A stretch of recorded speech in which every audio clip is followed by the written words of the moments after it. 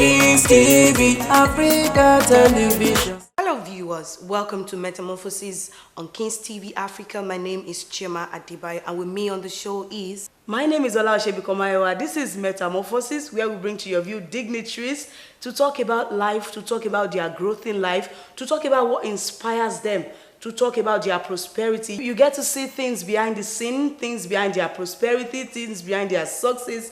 Keep your eyes to your screen. And of course, viewers, today we'll be bringing to you Pastor and Pastor Mrs. Israel Olukayode. Of course, they are residing pastors of Victory International Church, Rehoboth, Cathedral, Ibara.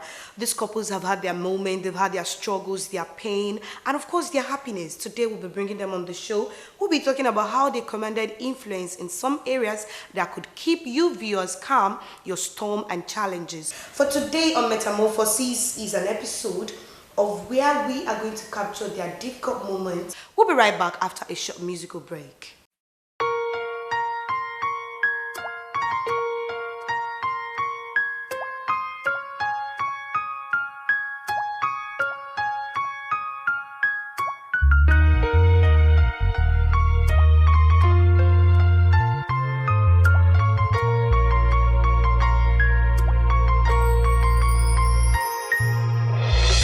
Come on, everybody. We've come to you, Lord. Let's worship the King of Kings, the Lord of Lords. Welcome to Metamorphosis. This is Kings TV Africa. My name is Samson Shugbeson, and today on the program with me is Pastor and Pastor Mrs. Israel Olukayode of Victory International Church, Rehoboth Cathedral. And then these couples have been doing amazingly great things, both in ministry, in marriage. So let's get to meet them. Welcome. Welcome to the program. Thank you very much. My name is Israel Olukayode. I'm a trained journalist. My name is Pastor Israel Olukayode, the resident pastor of Victory International Church, Abeokuta branch. Talk about your educational background, your profession. I am a trained journalist, like I said. I did journalism and then went back to UI for library and information science. And I practiced as a journalist for about 10 years or so. And yes, well over 10 years. And before God called me into the work of the ministry, and although I have passion for youths, that's my primary assignment. And I have platforms concerning that, both socially and which is an NGO called Campus Peace Initiative. And then the Nehemiah Army Vision, which is the spiritual aspect of it, whereby I bring students together, Christian students together from different campuses, where we pray for Nigeria and they plan towards having a great nation. And that's what I will say for now. And you, sir? Thank you. I am a businessman, and before we got married, that's what I've been doing before, and immediately we got married, we set out to yield to the call of God, and to the glory of God, we have been serving the Lord together. Please tell us a little insight into your growing days. Can you talk about them? I came out of a polygamous home. I'm the firstborn of my father. And then, you know what polygamous means in Nigeria. I mean, when you come from a polygamous home, in an African setting, especially in Nigeria, the battles were there. I had it tough and rough. But, you know, all along the line, something kept telling me that there is greatness in my future.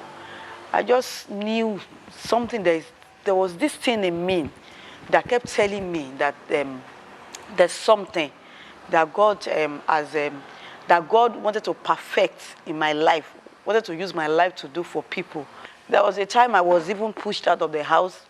I was on the street of Lagos.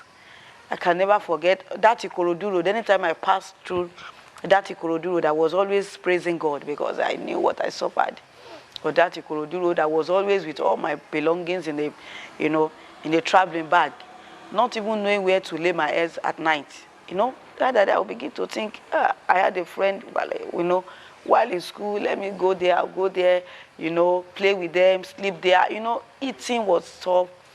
It got to a point I had to go look for a job as a conductor. I think I was following a bus from Ogba Ikeja to Lagos Island. And so now when I talk to students, youth, and they are trying to brag and behave, I say, and they will laugh. I want to really appreciate God because all the while we thank God for having a godly mother on our side. She really worked hard to see to it that all her children that really did well in life. And on the other hand, I thank God for the kind of father that raised me, because he showed me what his life has actually brought a picture to my mind of who a father should be or who a father should not be. This is a father that will always come home as a military officer, and he will tell you that he has never been paid as a military man. He will only come home. The only time you know that he has money will be when he will be fully drunk and come home and beat up our mom.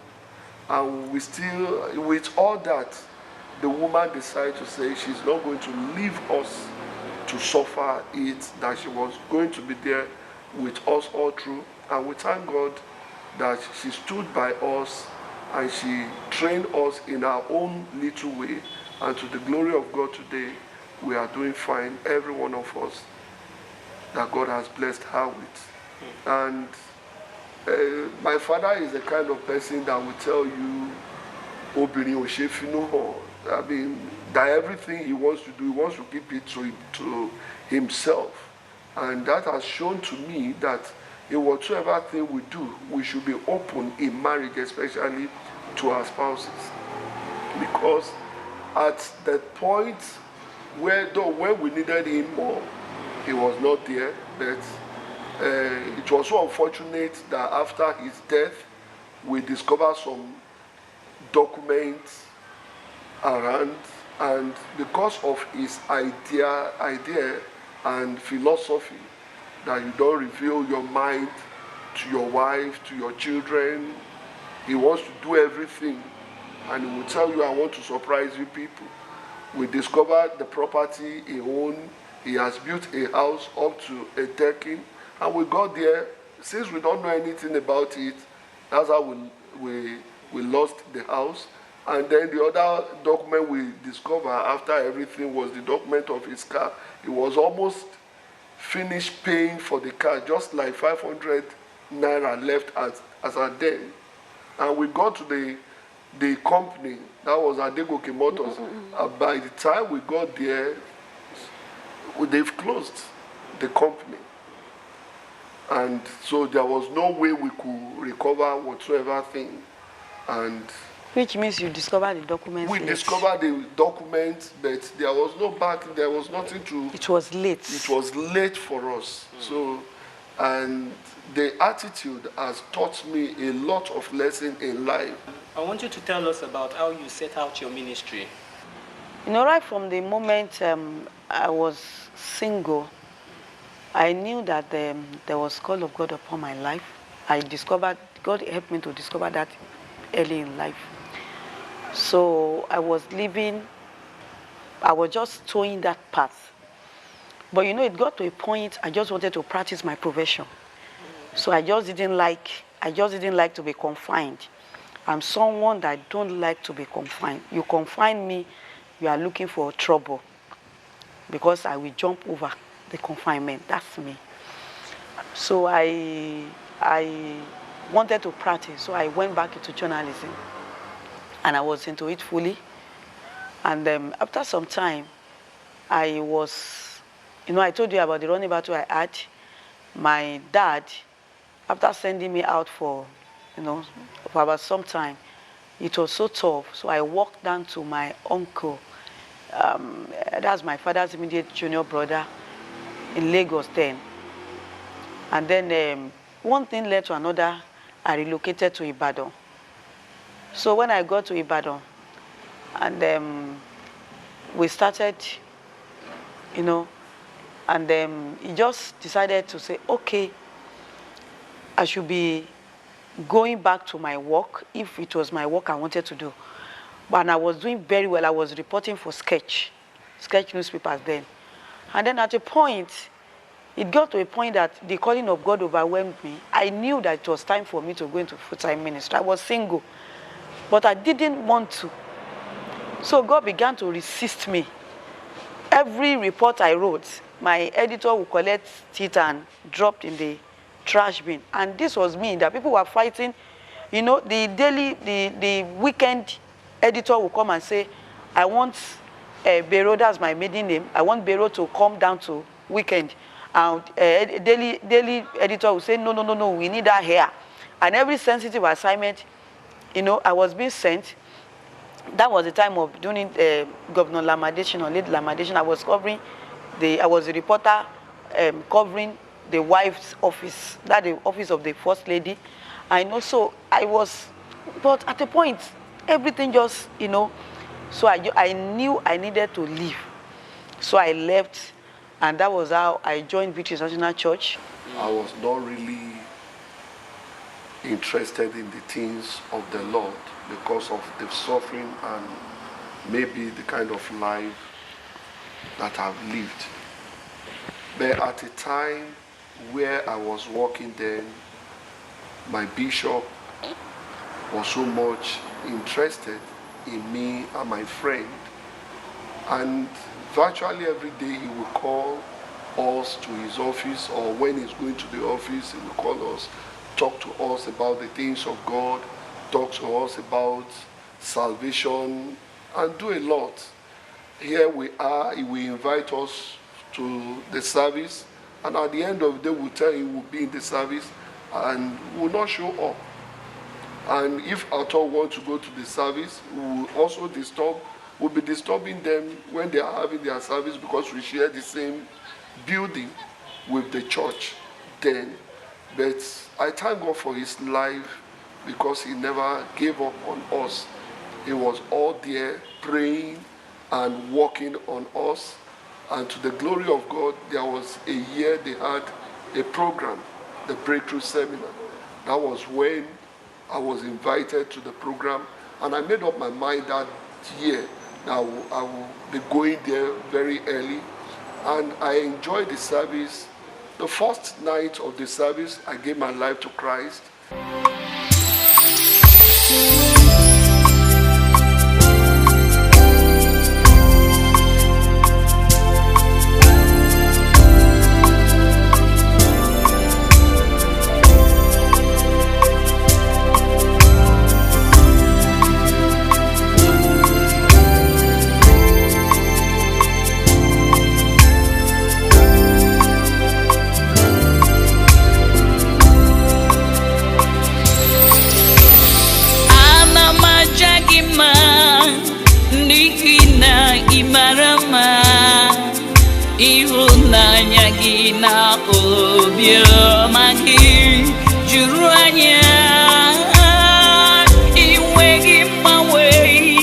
From your story, you said you were once a conductor, because it's a kind of strange thing for female, being a conductor. How could you pick up that courage, to just say, okay, let me do this? When I got back to my father after my secondary school, life was hard, in a polygamous zone, being the only child of my mother in the house, and my mother not being in the house.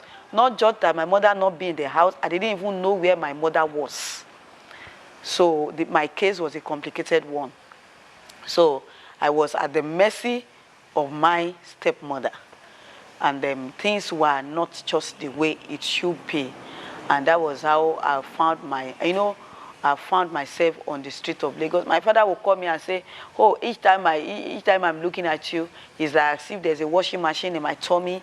I don't even want to hear you. Everything." And that was how, to cut the long story short, and I became very stubborn. So it got to a point I had to leave. We just couldn't, go along again. So I found myself on the street of Lagos, and I just didn't want to become an harlot. I just didn't want to do things because there was something in me crying for expression. There was this assurance that I had a tomorrow. I want everybody to know that there's no life that God cannot change. Look at my background. Left at 7 months. Sent out by my father as a teenager. Are you hearing me? Sent out on the street of Lagos as a teenager. And here I am today. What is your own part of the story? When Mommy was talking about all the early days of the marriage, you must have things to say. So let's hear from you too. There was a time in this marriage, it was just like a storm, when we're just looking at how we're going to get out of this. And that was when she was afflicted with cancer then. And I was so troubled then that the same, I was running the ministry. I would come to the church, the members would not know what I was passing through. I would still have to minister to them, the patients, in counseling them after the service. I would have to come from Ibadan. She was at Ibadan then, at UCH. I would leave her there, then come to Abeokuta here to come and minister to the people. And after everything, there was one Sunday after I finished ministering to the people, I just called her and said, I went to the altar and I prayed to God. And I said, God, please, you just have to do something about my wife. And God said that He is ready to heal her, He's ready to deliver her. But it's like, because we have little money with us then, because each time I will return to UCH, whenever they ask me to do anything, I'm always ready to quickly go and buy whatsoever drug. And in fact, we had to sell our land then to raise money. The money was available then. And in fact, there was one of the drugs they needed that they had to fetch from China then. So, and immediately I went to the bank, I got the money, and they will get the drug. And God said, because you have the money, that was the reason for that. And so I cried to God, God, what do you want me to do? He said, go and withdraw all the money, put it on the altar, and take your wife to the altar and see what will happen. I received that statement from God, and I went back to the hospital. By the time I got to hospital on Sunday evening, they were just administering this the chemotherapy, something on her, and within just 5 minutes of that drug, her skin just turned black, as in black, and she was gasping for breath. And I rushed to her and I said, how are you feeling? She said she wants to go home, because as at that time I've not informed her my encounter with God. And I just said there, because I was feeling for her, I could not open up then that this is what God asked me to do, that I will have to discharge you. And I now told her, I said, God said I should discharge you. And she looked at me and said she had been praying to God also, and God said she should go home. And I said, well, since God has given you the same message, and I'm also coming with the same message, that you should be discharged, and we should go straight to the bank and withdraw our money and place it on the altar, and lay you also on the altar, and God will deliver you.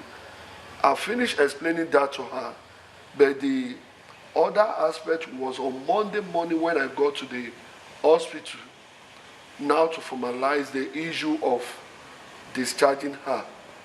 The medical director had to come to the scene, and he said, no, we can't do that, that it was against the medical advice. And I said, this is what God asked me to do. And he threw a challenge to me. He asked me a question. Where was your God when she was being struck with cancer? Now that we are treating her, you now said, God said, you should come and bail her out. And I said, yes, my God is more than able. And he has given me the assurance that she's going to live. And the man said, with the way she is and all the reactions of the chemotherapy, that within 2 weeks, that she will just, one day like that, within the 2 weeks, she will just drop dead. And I said, no, I have a covenant with the Almighty God that she will survive this. And the man looked at me and he said, listen to me, young man, I can see, because maybe you don't know what you are about doing, that if you should take her out of this world, that they are not going to take her back. If anything happened, if she collapsed after getting out of the bed, they will not attend to me. And I said, well, let it be. But as far as I'm concerned, this is what God asked me to do. When we called our bishop, because they were on a mission then in UK, that this is what God is asking us to do, he just said, well, I pray with you. Do as the Lord has asked you to do, and the God of this commission will rescue her and deliver her. Just a word like that. Immediately we left the hospital, UCH, went straight to Dubai. That's where my bank was, Diamond Bank. I just entered the bank hall. My friend happens to be a staff in the place, and I said, I want to close the account. He said, hope I've not almost been duped. Now, what do you want to do with this kind of money? And I said, this is what God asked me to do, to take my wife to the altar and lay the seed on the altar. And we did exactly that. And that has kept her up till now. What came to your mind when you had the cancer? When you were told you had the cancer, did he tell you, did he inform you, the doctor said you wouldn't live up to 2 weeks? In that case, I want to say God allowed it. God didn't bring it, but he permitted it to glorify his holy name. Because I remember that I had spent 1 month in a private hospital, and they were just going back and forth before they now referred us to UCH. So after about 3 weeks in UCH, I remembered it was one cool evening. A female doctor walked in, and she came to my bed and said she wanted to talk to me. She's a doctor, she's also a counselor. So she said, she started talking and started telling me that, in life, there are things that happen to human beings and you have no control over them. You just have to accept them as your fate. You don't have to ask God why, And I was looking at her. And she said, and I said, Madam, please, what exactly are you saying? And she said, we've conducted all tests, series of tests on you, and we discovered that the tumor inside your uterus is cancer, is already cancerous, and there's already at 250 something. And we just have to start chemotherapy on you speedily to see how far we can go, like that. And I just looked at her and I smiled. And she looked at me and she said, you are smiling. Did you hear what I said? And I said, I heard you. And she said, but your reaction it's shocking. And I said, what were you expecting me to do? She said she's been telling people, she's been breaking the news like that to so many people, and some people will run out of their beds, some people will just start shouting. And I said, I cannot do all that. And she looked at me, she said, why? I said, because what you have just mentioned is a name. And I know that is a name. There is a name that is higher than every other name. That the mention of that name, Jesus, every knee, including the knee of cancer, bows. Both the things in the heavens and the things. I said, so what you have just mentioned is a name.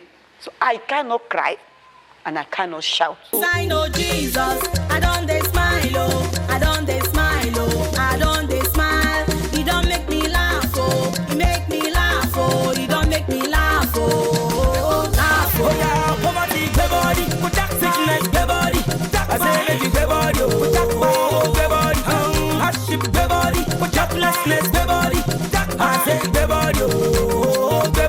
And the lady looked at me. She said, I came to you as a Christian, but I'm leaving you a better Christian. I will never forget that statement.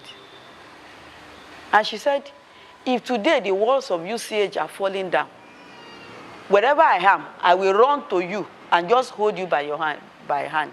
Because I know that by your faith, I will not die along with other people. There was a time I went into coma, and I just saw myself. I will never forget that incident.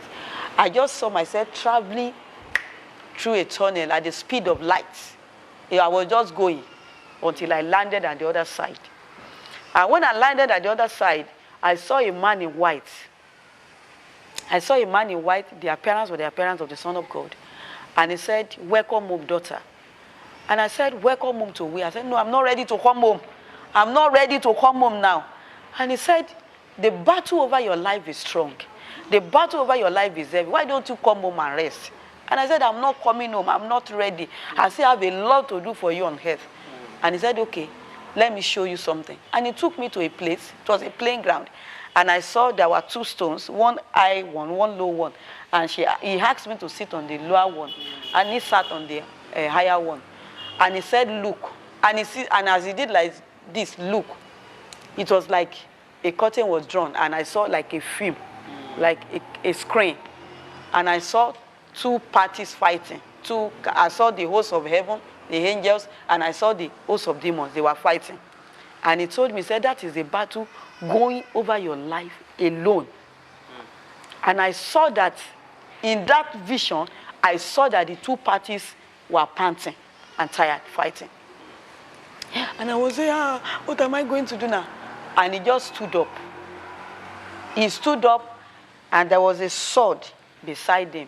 And he took the sword and pointed it to the war ground. And all the hosts of the demons fell back.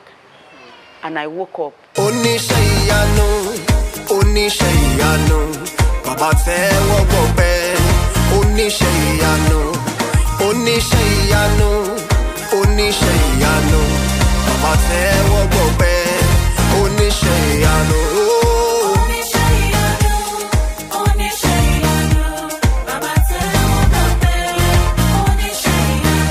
Thank you for joining us on Metamorphosis today with Pastor and Pastor Mrs. Israel Olukayode on Metamorphosis with Kings TV. My name is Chioma Adebayo. We'll be having another exciting moment on Metamorphosis next time we come on the show. My name is Olukayode Komayowa. Bye for now. Brother, don't you worry, things go better.